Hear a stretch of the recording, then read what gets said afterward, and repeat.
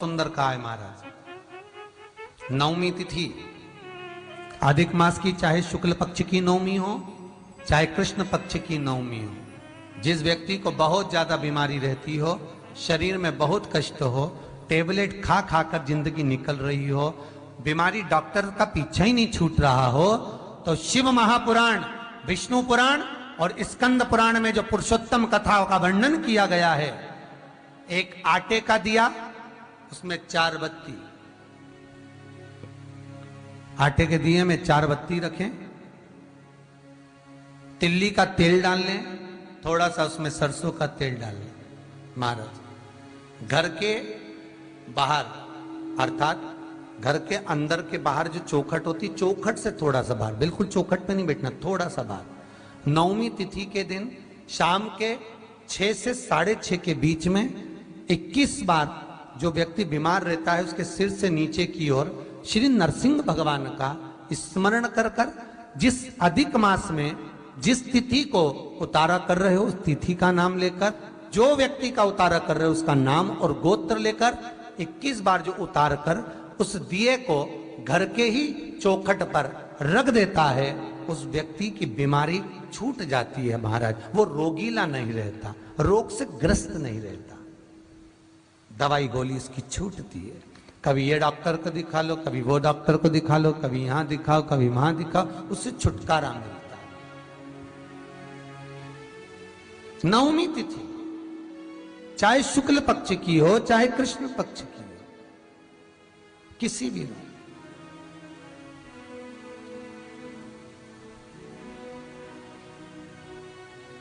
किसी भी नवमी को आप उतारा कर सकते। भगवान नरसिंह का स्मरण करना, नाम लेकर आप कर सकते हो।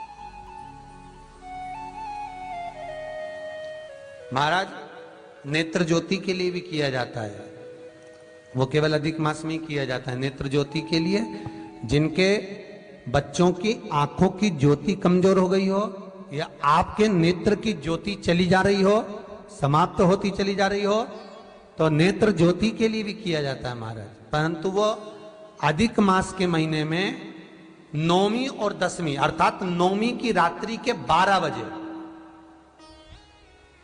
या 10वीं की रात्रि के 12 बजे घी का दिया हथेली में रखकर दरवाजे के बाहर उस दिए को हथेली में रखकर चंद्र का दर्शन रात्रि के 12 बजे दिए की लो में चंद्र का दर्शन करते हैं, उससे ज्योत प्रबल होती है महाराज। या तो होगा वो नौवीं की रात्रि 12 बजे या 10वीं की रात्रि की 12 बजे चंद्र का दर्शन, दीप घी का हाथ में जलाकर, नाम गोत्र अपना बोलकर, नरसिंह भगवान का स्मरण कर कर, अधिक मास का स्मरण कर कर, ज्योति में चंद्र का स्मरण कर कर दर्शन किया जाता है। नेत्र कमजोर हो तो उसके 3 या 4 दिन में ज्योतियों का क्रम बढ़ना प्रारंभ होता है। वैसे तो 15 दिन का लिखा है, पर शिव महापुराण कहती है 3-4 दिन का क्रम बहुत होता है, बढ़ता जाता है प्रबलता की ओर। महाराज, ना नीचे मरे ना ऊपर, जंघा पर मारूंगा, ना अंदर ना बाहर, देहली पर मारूंगा, ना अस्त्र से ना शस्त्र से, नक से फाड़ूंगा।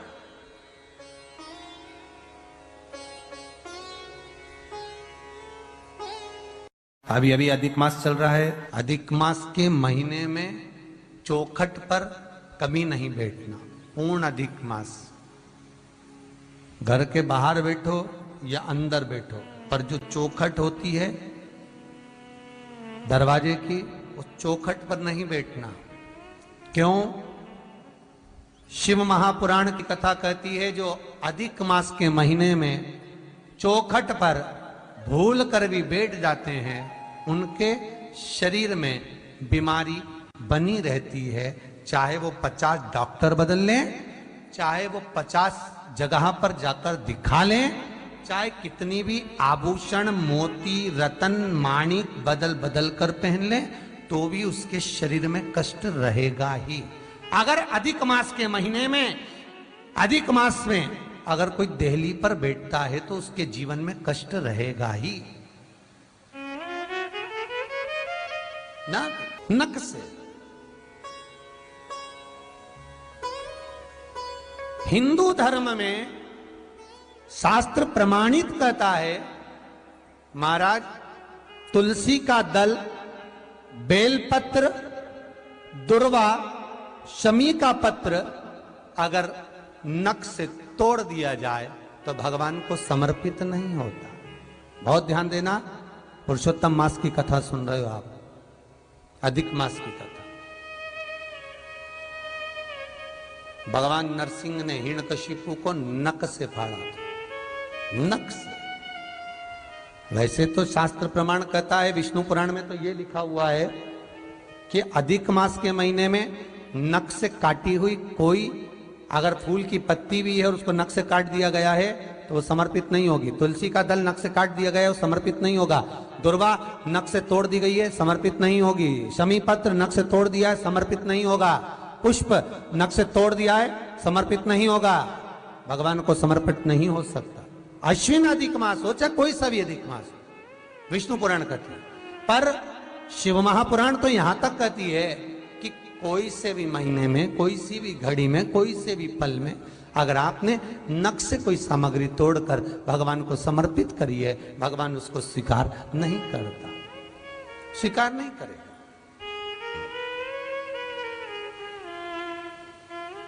कईयों की आदत रहती है, तुलसी का दल भी तोड़ेंगे तो नख से तोड़ देंगे, डंडी नख से तोड़ देंगे, बेलपत्री की डंडी नख से तोड़ देंगे, नहीं, स्वीकार नहीं करेगा।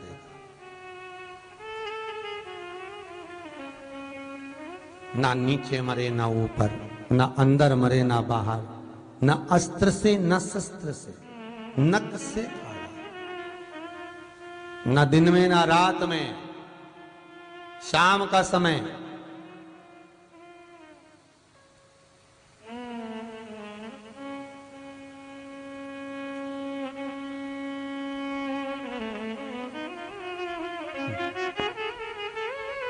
जानने के लिए भगवान हनुमान जी महाराज लंका में जब प्रवेश करे थे तो हनुमान जी इतने बड़े विद्वान हैं, विद्यावान गुणी अति चातुर, इतने विद्वान श्री हनुमान जी महाराज किसी के घर में, नगर में प्रवेश कर रहे हैं, वो भी रात्रि को, शाम के समय।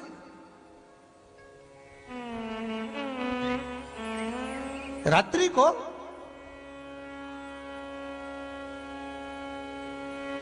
तो कोई पूछे कि हनुमान जी महाराज इतने विद्वान, विद्यावान गुणी अति चातुर, राम काज करिबे को आतुर, तो भगवान के चरणार विंद का अनुमोदन करने वाले श्री हनुमान जी हैं, जो विद्या के निपुण हैं, विद्या में प्रबल हैं, विद्या के आनंद सुख को जानने वाले हैं। उनको सूर्य नारायण भगवान ने कितना ज्ञान दिया होगा कि रात्रि के समय, शाम के समय किसी के घर की देहली पर, दरवाजे पर नहीं जाना चाहिए। फिर हनुमान लंका में क्यों गए? कितना सुंदर कहा है, सूर्य अस्त के समय घर की बहू, बेटी, घर के गऊ, घर की गाय भी, यहां तक कहते दूध भी, लक्ष्मी भी शाम के समय किसी को ना दीजिए। बहू बेटी भी किसी के यहां शाम के समय ना जाए। हमारे घर की लक्ष्मी हमारे घर में रहे। संध्या का समय ऐसा होता है, शाम का समय, कि गाय भी चरकर घर की ओर आती है, गौएं भी अपना ठिकाना पाती हैं, पशु पक्षी। पर एक आज का फैशन ऐसा हो गया राम, ये बेटियां, ये बहुएं अपनी सहेली को फोन लगाकर कहती हैं कितनी बजे चलेगी? 5:30 तक चलते हैं शाम के समय। आओ ठीक है, शाम के समय घर छोड़कर रुपया खर्च करने के लिए जा रही। या शास्त्र कह रहा है शाम के समय तो भिक्षुक भी अगर मांगने आए तो ना दिया जाए दहली पर।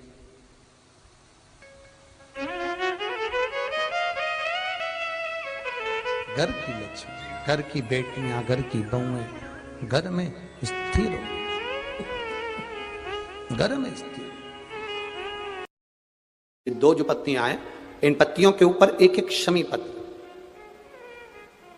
और लाल चंदन ये रखकर कितना भी रोगीला व्यक्ति हो, रोग से ग्रसित व्यक्ति हो, जिंदगी में कितना ही दुख पड़ रहा हो, बेलपत्र की ये दोनों पत्ती जिसके ऊपर शमी पत्र रखकर, लाल चंदन रखकर श्री हनुमान जी महाराज और हनुमान जी महाराज के तीसरे नंबर के भाई श्री गतिमान जी, नीचे के क्रम में आते हैं श्री गतिमान जी। उन गतिमान जी और हनुमान जी का नाम लेकर जो शिवलिंग के ऊपर समर्पित कर देता है, रोग का निवारण होता ही। विवाह शादी में देरी हो रही हो, या कोई नया कार्य चालू कर रहे हो उसमें देरी हो रही हो, या कोई सर्विस के लिए नौकरी के लिए जा रहे हो और वो कार्य नहीं हो रहा हो, तो एक धतूरा, केवल एक धतूरा, उस धतूरे को फोड़कर उसके अंदर का फल निकालकर उस फल को शिवलिंग पर चढ़ाकर एक लोटा जल शंकर भगवान को समर्पित कर दिन होना चाहिए मंगलवार। कौन सा दिन होना चाहिए?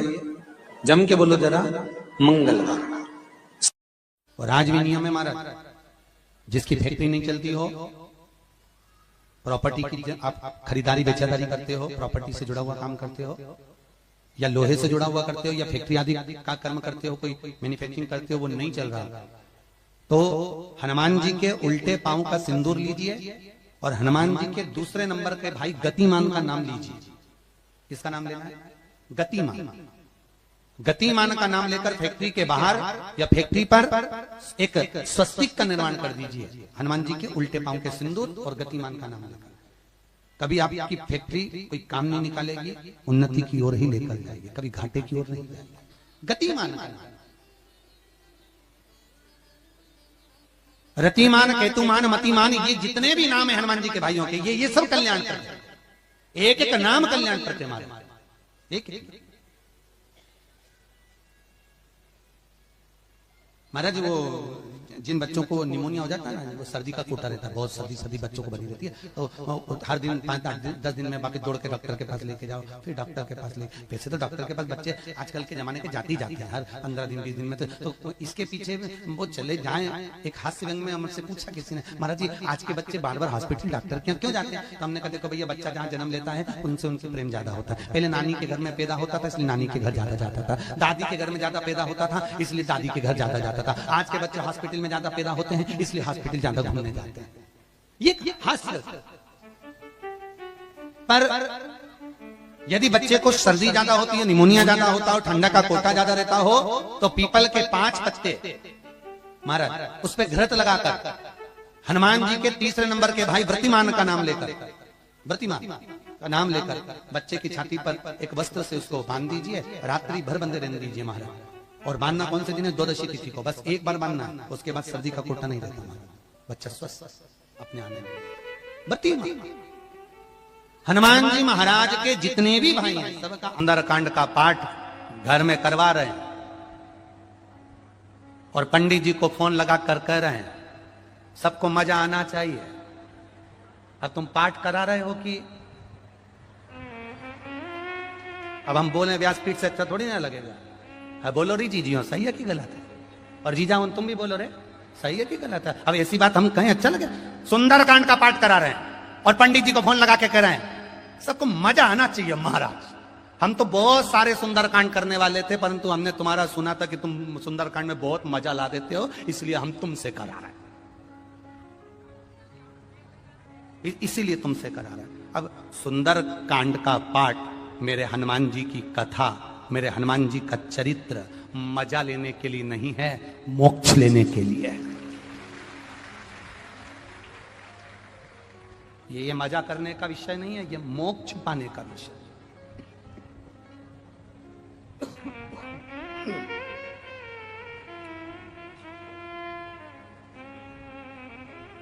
जितने लोग सुंदरकांड में आकर बैठते हैं उन्हें चौपाई से कोई मतलब नहीं होता, उन्हें तो बस महाराज ने भजन गाया और इन्होंने नाचना प्रारंभ करा। जिस सुंदरकांड में लोग ज्यादा नाच लें समझ लो वो सुंदरकांड सफल हो गया। नहीं, शिव महापुराण की कथा कहती है भगवान शंकर का एक अंश अवतार है मेरे श्री हनुमान जी महाराज। जब आप हनुमान जी के नाम का उच्चारण करें, जब आप हनुमान जी के नाम की भक्ति करें, तब जैसे हनुमान के हृदय में राम निरंतर दौड़ते रहते हैं, उस समय पर आपके भीतर राम नाम दौड़ना चाहिए, तो समझो कि हनुमान की भक्ति प्राप्त हो, तो समझो कि हनुमान जी की भक्ति प्राप्त हो। एंजॉय के लिए नहीं, मजे के लिए नहीं, भक्ति के लिए। कल आपको कथा में कहा था, भीड़ बढ़ाने के लिए शिव पुराण में मत आना, कल भी कथा में कहा था और आज भी कराएं। भीड़ बढ़ाने के लिए शिव महापुराण में आने की जरूरत नहीं है। जिसको भीड़ बढ़ाने का शौक हो वहां चले जाओ। भीड़ बढ़ाने के लिए कभी शिव पुराण में मत आना, शिव पुराण में आओ तो भक्ति बढ़ाने के लिए आना कि मुझे शंकर का गुणगान करना है, मुझे भजन करना है, मुझे एक लोटा जल देवादिदेव महादेव को चढ़ाना है, मुझे शिव तत्व को प्राप्त करना है, मुझे शंकर का गुणगान करना है। मैं शिव पुराण से सीख कर जाऊंगी तो एकांतेश्वर महादेव को अगर कुछ नहीं चढ़ाऊंगी, 5 पेड़ की पत्ती तोड़कर चढ़ा दूंगी तो मेरा एकांतेश्वर राजी हो जाएगा। यह सीखना है हम। और मेरा विश्वास कहता है, जितने लोग आस्था चैनल पर कथा सुन रहे हैं, जितने फेसबुक यूट्यूब पर कथा सुन रहे हैं, और जितने छत्तीसगढ़ की इस भिलाई की, इस पाटनगर की पावन भूमि पर कथा सुन रहे हैं, ये मेरा विश्वास कहता है, जिन्होंने एकांतेश्वर महादेव की कथा को सुना है, कभी एकांत में शिवलिंग मिल गया ना, तो ये मेरा विश्वास कहता है कि वो पेड़ की पत्ती तोड़कर जरूर चढ़ा कर आएगा, क्योंकि एकांतेश्वर से मुलाकात होगी। कथा में जाओ तो कुछ सीख कर जाओ, कुछ प्राप्त कर कर जाओ। तो मालूम पड़ा कथा में से गए और जैसे कि जैसे ही पहुंच गए लंका में गए, चारों तरफ उन्होंने लंका में देखा, जहां देखो वहां सुर नजर आ रहे थे, जहां देखो वहां राक्षस नजर आ रहे थे, जहां देखो वहां केवल योद्धा नजर आ रहे थे, जहां देखो वहां पर सब असुर ही असुर दिख रहे थे। पर हनुमान जी की दृष्टि अच्छी थी। उन्होंने कहा हलवाई ने पूरा पर्चा लिखा है पर तुलसी का दल नहीं लिखा, तुलसी का दल मुझे ले जाना पड़ेगा। तो हनुमान जी ने पूरी लंका में सबसे पहले तुलसी का दल ही ढूंढा, विभीषण का घर ढूंढा, विभीषण का घर ढूंढा उन्होंने सबसे पहले, तुलसी का दल ढूंढा उन्होंने सबसे पहले। और वो तुलसी के दल को उन्होंने जब देखा तो वो तुलसी के दल को देखकर समझ गए कि इस पूरे लंका में कोई एक है जो भगवत भजन करने वाला है। फिर क्या देखा हनुमान जी ने कि विभीषण की धर्म पत्नी शर्मा दिया लेकर आई है और तुलसी के क्यारे में लगा रही है।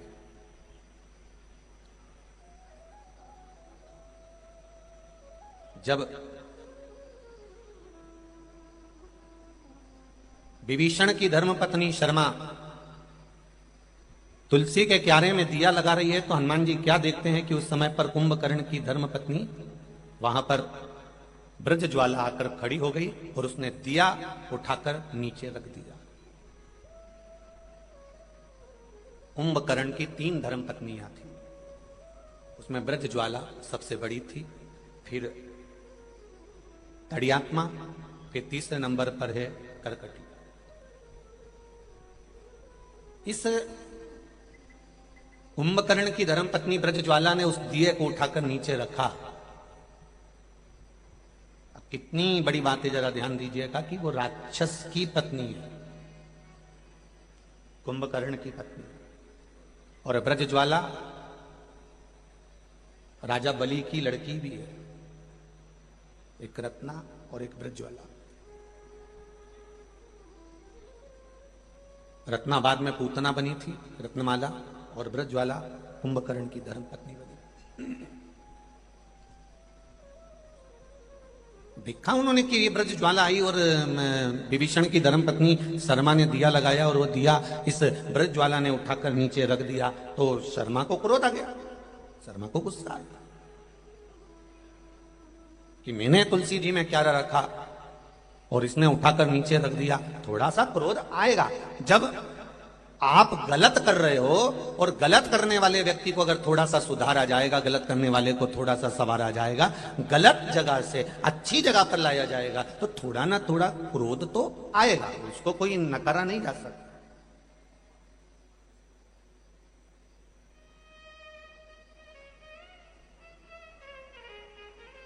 आपकी होए चाहे हमारी होए, प्रत्येक मनुष्य के जिंदगी की शुरुआत, प्रत्येक मनुष्य के जिंदगी की शुरुआत रोने से होती है।